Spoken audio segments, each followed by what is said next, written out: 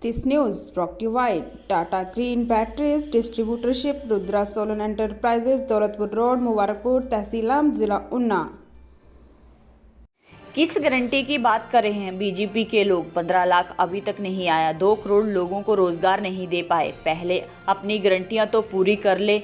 यह बात आज अपने एक दिवसीय दौरे के दौरान प्रदेश के मुख्यमंत्री ने पत्रकारों के द्वारा पूछे गए सवाल के उत्तर में कही। उन्होंने कहा, जो हमने गारंटियां दी हैं वो पूरी हो रही हैं, चाहे वो ओपीएस की बात हो या फिर स्टार्टअप योजना की। वहीं उन्होंने आज लगभग 18 योजनाओं का शिलान्यास व उद्घाटन भी किया, जिनकी अनुमानित राशि लगभग 230 करोड़ बताई गई।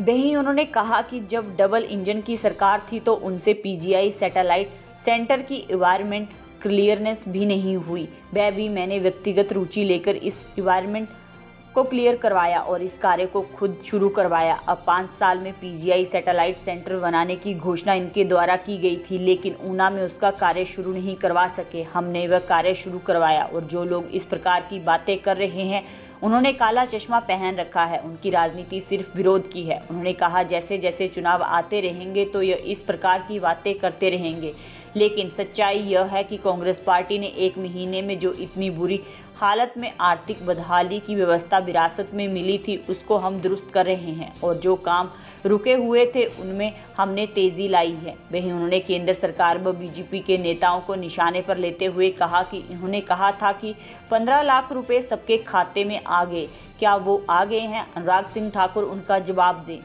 हर साल 1 करोड़ लोगों को रोजगार देने की बात की गई थी। अनुराग ठाकुर उसका भी जनता को जवाब दे। 2 करोड़ लोगों को रोजगार देने की हर साल बात की गई थी, उनका भी जवाब उनको देना चाहिए। और हमारी ऊना से हमीरपुर की रेलवे लाइन पिछले चुनावों से चली थी, उसका जवाब दे। वहीं उन्होंने कहा कि प्रधानमंत्री मोदी जी जब आए थे तो उन्होंने बोला था कि 50 साल से एक लाइन ऊना तलवाड़ा बन रही है, आने वाले 2 सालों में उनका काम पूरा कर दूंगा। वह अभी तक उसका काम भी पूरा नहीं हुआ, उसका जवाब दें। वहीं उन्होंने कांग्रेस सरकार की उपलब्धियां गिनाते हुए कहा कि हिमाचल प्रदेश के सरकारी कर्मचारी अधिकारी जिन्होंने ओल्ड पेंशन की लड़ाई लड़ी थी, इस सरकार ने पहला वादा किया था और हम उस वादे में 1,36,000 कर्मचारियों को पेंशन का वादा हमने पूरा कर दिया है। और दूसरी हमारी गारंटी में हमने बोला था कि विधानसभा क्षेत्र में इंग्लिश मीडियम स्कूल होंगे और हमने बोला अगले साल से सभी स्कूलों में इंग्लिश शुरू कर दी जाएगी। तीसरी गारंटी 680 करोड़ रुपए की स्टार्टअप योजना है जो युवाओं के लिए हम लेकर आए हैं। 680 करोड़ रुपए के साल के भीतर आएंगे। प्रथम चरण में अगर कोई ई टैक्सी लेता है, अगर 20 लाख की ई टैक्सी लेता है तो उसे 10 लाख रुपए सब्सिडी दी जाएगी और उसकी टैक्सी को सरकार के ऑफिसों में भी लगाएंगे। और 40 से 50 रुपए की अशोर्ड इनकम का हमने वादा किया है। योजनाएं हम लेकर आ रहे हैं और समस्या यह है कि उनको तकलीफ है कि हमारे फाइनेंस में उन्होंने कट लगा दिया था, फिर भी योजनाएं आ रही हैं। तो हमने ओपीएस दिया सरकारी अधिकारी कर्मचारियों को, उसका जो लोन की लिमिट 1780 करोड़ रुपए हमें जो मिलती थी वह भी उन्होंने बंद कर दी। हमारे लोन की लिमिट को भी उन्होंने कम कर दिया। फिर भी हम राजस्व का इंतज़ाम कर रहे हैं, लेकिन आम जनता पर कोई बोझ नहीं आने दे रहे। और हम हिमाचल प्रदेश के आम नागरिक के लिए हैं कि तरह विरोध करने के लिए नहीं। केंद्रीय मंत्री हैं तो उन्होंने कौन सी ऐसी योजना लाई, उनको बताना चाहिए। निश्चित तौर पर जब युवाओं को रोज़गार नहीं मिलता और बेरोज़गारी बढ़ती है तो युवा जो है वह बदलाव तब लाता है। हमने अभी इसी साल 15,000 लोगों को रोजगार सरकारी क्षेत्र में देने की बात कही है।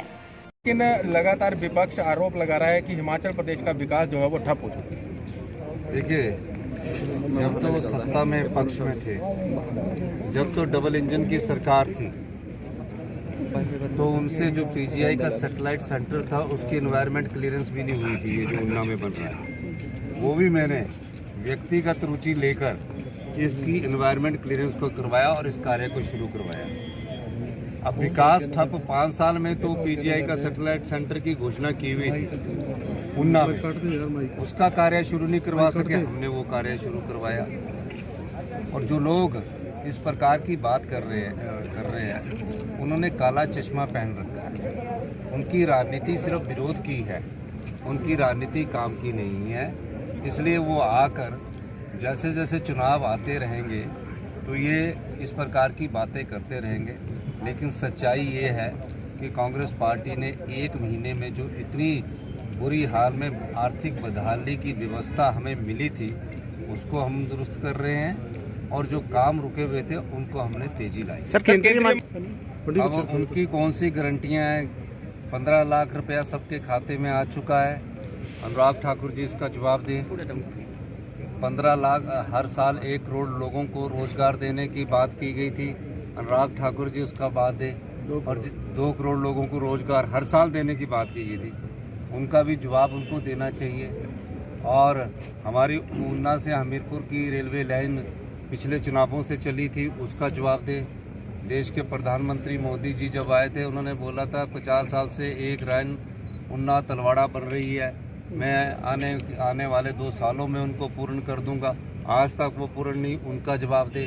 और जो हमारा जवाब है, हिमाचल प्रदेश के सरकारी कर्मचारी अधिकारी जिन्होंने ओल्ड पेंशन की लड़ाई लड़ी थी और हमारी सरकार ने पहला वादा किया था और हम उस वादे में आज 1,36,000 कर्मचारियों को पहली गारंटी उसकी पूरी कर दी। सर दूसरी गारंटी, हमारा गारंटी पत्र 4 हमने बोला था प्रत्येक विधानसभा क्षेत्र में इंग्लिश मीडियम स्कूल होंगे। हमने बोला कि अगले साल से इंग्लिश सभी स्कूलों में शुरू कर दी जाएगी। तीसरी गारंटी, जो 680 करोड़ रुपए की स्टार्टअप योजना है जो युवाओं के लिए हम लेकर आए हैं, यानी कि कोई व्यक्ति अगर प्रथम चरण है उसका, अभी 2 चरण और आने हैं 680 करोड़ के, इसी साल के भीतर आएंगे। उसमें प्रथम चरण में कोई ई टैक्सी लेता है, अगर 20 लाख की ई टैक्सी है तो उसको 10 लाख रुपया सब्सिडी दी जाएगी। और उसकी टैक्सी जो है, उसकी जो टैक्सी है उस टैक्सी को हम सरकार के ऑफिसों में भी लगाएंगे और 40 से 50 रुपए की अश्योर्ड इनकम का हमने वादा किया है। तो 4 ईयर्स तक। तो ये सब योजनाएं हम लेकर आ रहे हैं। और समस्या ये है, उनको तकलीफ ये है कि हमारे फाइनेंस में उन्होंने कट लगा दिया, फिर भी योजनाएं आ रही हैं। हमारी जो हमने ओपीएस दिया सरकारी कर्मचारी अधिकारियों को, उसका जो लोन की लिमिट 1780 करोड़ रुपए हमें मिलती थी वो भी उन्होंने बंद कर दी। हमारी लोन की लिमिट को भी उन्होंने कम कर दिया, फिर भी हम राजस्व का उगाह कर रहे हैं, पर आम जनता पर कोई बोझ नहीं आने दे रहे हैं। और हम हिमाचल प्रदेश के आम नागरिक के लिए है, उनकी तरह सिर्फ विरोध करने के लिए नहीं है। केंद्रीय मंत्री है तो कहाँ कौन सा स्पोर्ट्स बनाया, उन्होंने कौन सी ऐसी योजना लाई, तो बताना चाहिए उन्हें। सर जो चुनाव नतीजे आएंगे कल, क्या मानते हैं कि 5 राज्यों में किस प्रकार के रिजल्ट आप उम्मीद करते हैं? एग्जिट पोल तो कांग्रेस की सरकार बनाते नजर आ रहे हैं और हमें यही आशा है कि यही नतीजे आएंगे। और निश्चित तौर पर जब युवाओं को रोजगार नहीं मिलता, बेरोजगारी बढ़ती है, तो युवा जो है वो बदलाव लाता है। हमने अभी इसी साल 15,000 लोगों को रोजगार सरकारी क्षेत्र देने में की बात की है। और जो लोग ये बोलते हैं कि 1 लाख रोजगार के अवसर पैदा करेंगे, 1 लाख लोगों के रोजगार के अवसर हर क्षेत्र में पैदा होंगे। और सरकार में नहीं है, निजी क्षेत्र में भी होंगे और हर क्षेत्र में पैदा होंगे। थैंक यू सर एक ग्रुप फोटो कर लें सर।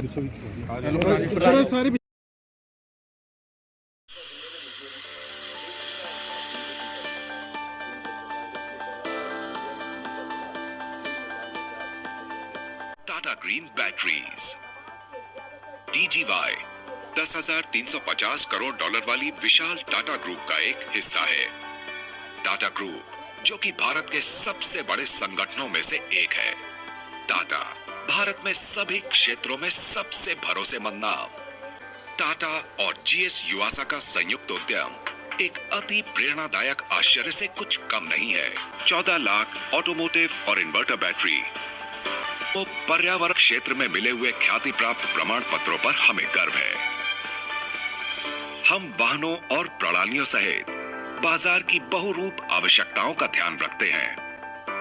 हमारी बैटरियां पैसेंजर्स कार, उपयोगिता वाहन, 2 व्हीलर, वाणिज्यिक वाहन, ट्रैक्टर, निर्माण उपकरण, जनरेटर सेट, इन्वर्टर, सौर प्रणाली आदि को शक्ति प्रदान करती हैं। और आने वाले समय में भी विभिन्न आवश्यकताओं के लिए हम तैयार हैं। हम Honda, Kirloskar generator set, Komatsu, Maruti Suzuki, Piaggio, Toyota, Tata Motors, Yamaha, और कई अन्य कंपनियों के लिए OEM सप्लायर है। हमारे पास देश भर में फैला एक मजबूत डिस्ट्रीब्यूशन नेटवर्क है।